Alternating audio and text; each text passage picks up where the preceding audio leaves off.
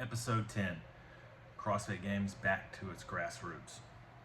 While much of the talk around the last decade has been about bringing the games forward and professionalizing the sport side of fitness, a return to its grassroots might be what's in store for the CrossFit Games next. Instead of just throwing out some ideas here, I'm going to try to look into some of the details, provide some structure, and what a possible season could look like very quickly.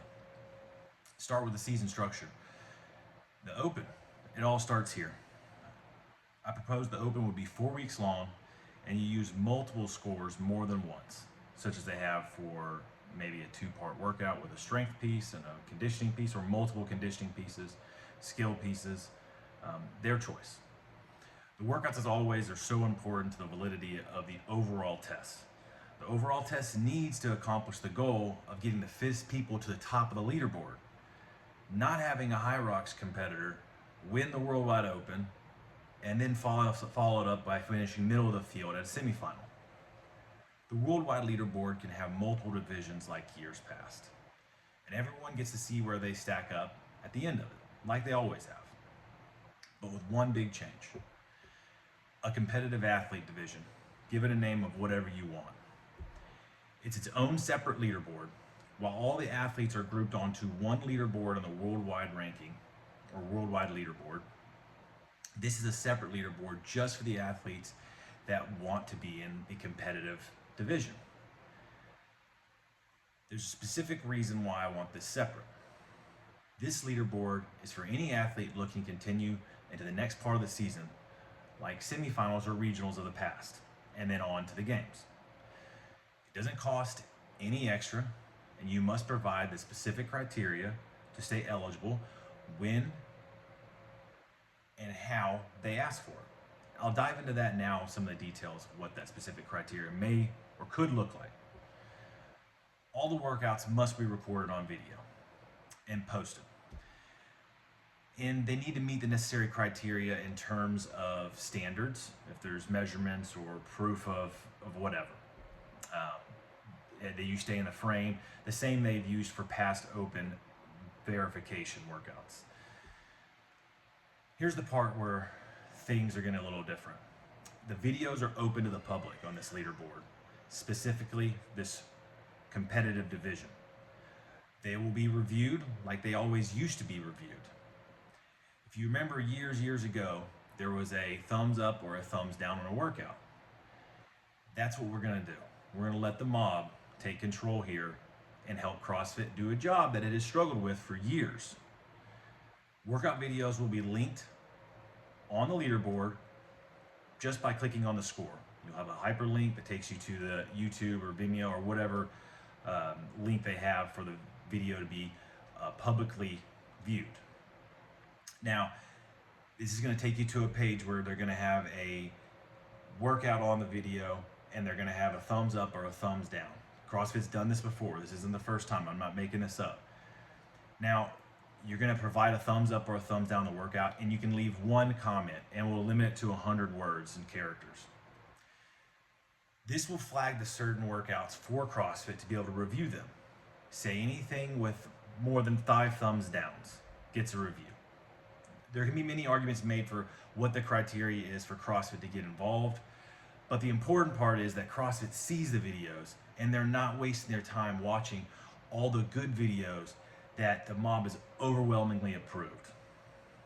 Ultimately, CrossFit decides the appropriate judgment and assesses any needed adjustments to the scores of the workouts, using similar standards they have in the past. I'm open to modifying those standards also and the criteria they've used for that.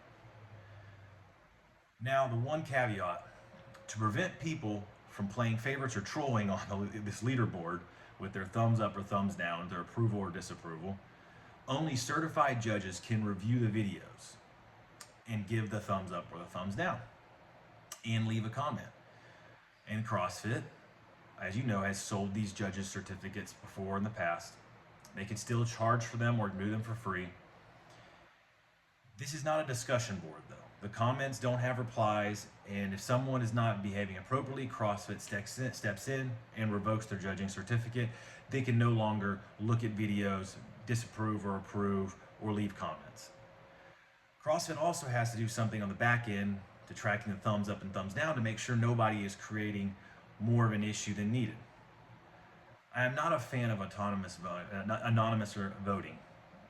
So I think the athletes on the leaderboard and all the judges should be able to see how many thumbs up or thumbs downs, approval or disapprovals they have received, and who has done them. So if Joe Stevens has a workout and Kate something doesn't approve, she leaves a thumbs down, you can see that she left a thumbs down. Just like years prior, CrossFit can charge a small amount for the judges course or leave it open, but it has to be enough people to make an impact, and I don't think that that's ever going to be an issue. There's more than enough people that want to help and are willing to and give up their free time already to be involved. Now, another small part, I'm only going to touch on this a little bit. Teams. The standard to be on a team or to meet their standards to qualify a team, proof of participation in the open at the affiliate, just like they have done the last couple of years. Don't make this complicated. People will just find ways to cheat. We want the teams to be good, and collaboration is needed sometimes to make these teams as good as they can possibly be. Like I said previously, rosters should be deeper and allow for more people to be available to check in rather than just the 3 males and 3 females. Make the roster deeper, allow for people to have deeper gyms and more contribution and more possible contributors. Now you'll notice I didn't talk anything about quarterfinals. I'm going to move right into the next phase of the season. I think that this setup is more fruitful for the gyms and the affiliates and everybody involved. So moving on to the next part of the season, you go into the regionals, or what they call nowadays semifinals. These have become packed with high-level athletes for the last couple of years. And in America, unfortunately, there's not been enough people in attendance. And like I've said previously in my last video, professionalizing the sport, we need to increase the athlete attendance. And we can do this by partially increasing the size of the field, like a year ago when it was 60 individual males and females and 30 teams, before they reduced it this last year for 40-40 male females individually and 20 teams. One of the more controversial suggestions I would have is to increase the fields of the men and the women not equally. Now, the men's field is just deeper. It always has been, and then the female field has continued to grow and catch up, but the men's field has continued to advance also. So I do see room to where there could be more spots for the men's side than the women's side, just purely because there's more athletes on that side that are entertaining, not necessarily deserving, but can provide a better show and spectacle. We don't want to concede the old days of 2018, where I can still remember individual females not being able to do a muscle up in a workout, and they had qualified because the workouts didn't test that prior. So as long as the workouts are done in a valid format, I think that we could not have to go down that road of giving a disparity in male to female. We could keep it equal, but it does need to have the workouts progress us in the proper manner to get to this part of the season. This change is something that you could do, you could not do in the season. I don't think that it'd be the best time to do it, make that big of a change by introducing more males or females in a disparity. But one of the biggest, most important changes we could make would be location, especially in North America. The sites we saw last year of the West Coast Classic was a disaster. Not enough people in attendance. An arena that I thought would have captivated some people and brought in a lot of participants from around California at least. That did not happen. We've given California chances the last 2 years being on the West Coast in the semifinal stage. It's time to move on. They showed low attendance both times, and instead of looking at other options, which they haven't done, let's do that. Let's look at Nevada, Arizona, Texas, places that are essentially big airports nearby, easy to access, not expensive to travel to, and housing or staying hotels is reasonable and comfortable. There's plenty of places available. We can go down a list all day. Same thing goes for the East Coast, Florida, Carolinas, somewhere in the Midwest. Same rules apply. Let's make it somewhere that's accessible, flights aren't as expensive, and a lot of people can centrally and easily get to. Europe also deserves more spots. And to be rewarded for a deeper field, we need to do this. I don't know how it should look, if it's north and south or east and west, but I'm sure some of our friends on the other side of the pond can have a good amount of suggestions and possibilities. The growth overseas has been steadily increasing for what seems like a while, and it should continue. Therefore, it's pretty obvious what I'm going to say is that Europe deserves 2 sites. So in other words, 2 semifinals, just like North America does. The next thing I want to talk about is the system, the broken system, if you will. No more worldwide ranking system, no more extra athletes from lesser regions. I understand having representation from each region at one, but we shouldn't be seeing what we saw last year with failed drug tests and less deserving athletes being rewarded instead of the better finishes that could have easily been suggested because of this flawed system. I still stand by the argument that CrossFit should have stepped in last year and said and taken ownership. We screwed up. The system's failing us. It's failing you guys as athletes and the community. We're going to invite the next best competitor that we think deserves a spot. And I know that in the West Coast, everybody was calling for Colton Mertens and Tudor Magda. I think CrossFit would have done themselves a good service there by showing some maturity and admitting a mistake and circumventing a failed system, while getting to also show some power and choose the best replacement. Australia doesn't deserve more spots when Tia is competing somewhere else or having a baby and Cara is on a team. All of this needs to stop.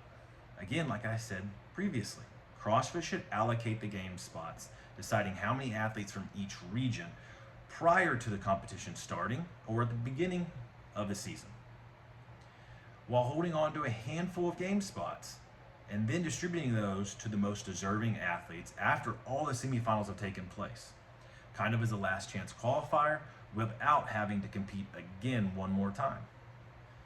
This is being rewarded for your high finishes in a cross comparison along all of the semifinals. And of course, to make this as fair as possible, the workouts need to stay the same for this cross comparison to be valid. So the workouts at all the semifinals need to be the same or extremely similar. This year would have been hard to implement that system with the first workout for the individuals having a run involved. The run not being on a machine was measured slightly differently based off of all different kinds of information and criteria. So, and for instance, in the West Coast, the West Coast Classic, they ran a 800 meters, but it ended up being more like 850 to 900. And in some areas it was less. Now, that's going to lead to non-comparable times. So you'd have to make sure the workouts are as similar as possible, and then still CrossFit holds that sole discretion with these extra spots to make the choice that they think is best. Now, with the games, first thing is deciding on the feedback from this year's Masters and Team Games, these age group divisions and the other divisions such as adaptive, if they should be included as one event or separate like it was this year. Now next, moving the location is something that I think they will always do and probably should be done every couple or a few years. I'd be a little biased here in suggesting that they come back to Texas for one more year. Learn from what has happened last year and move forward applying those lessons.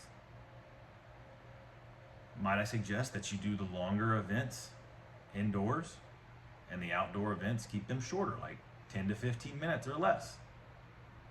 The heat is hot, but it's not unbearable. There's plenty of machines and ways to test capacity other than just running for a long time outside. That's been a long time tradition at the games, and parts of those should continue, but not every trend has to stay the same every single year. From there, the games is the games. Test the competitors, entertain the crowds. It can be a show and a competition without compromising the validity or integrity of everybody involved. It doesn't have to be this boring, monotonous, nobody cares. I'm going to make it hard because I said so. I want to do the marathon row again because every athlete hates it.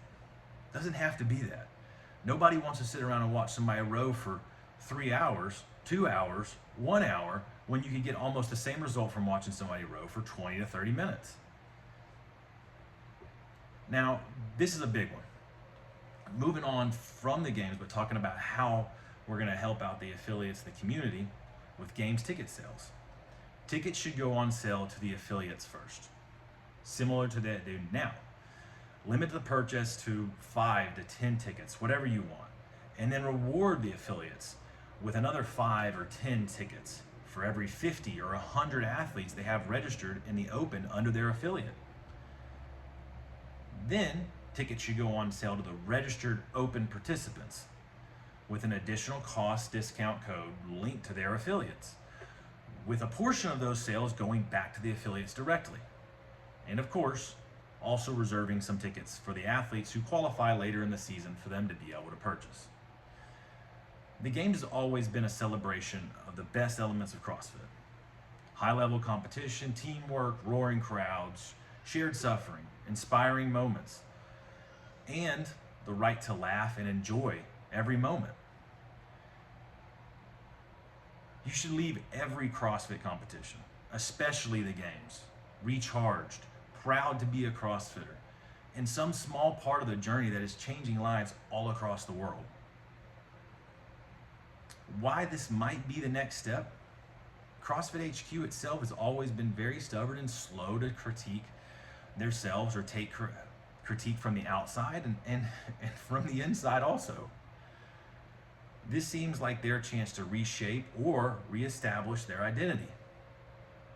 This may be their last chance to bring back some of the great things of the past while preserving the possibility of a long-term future.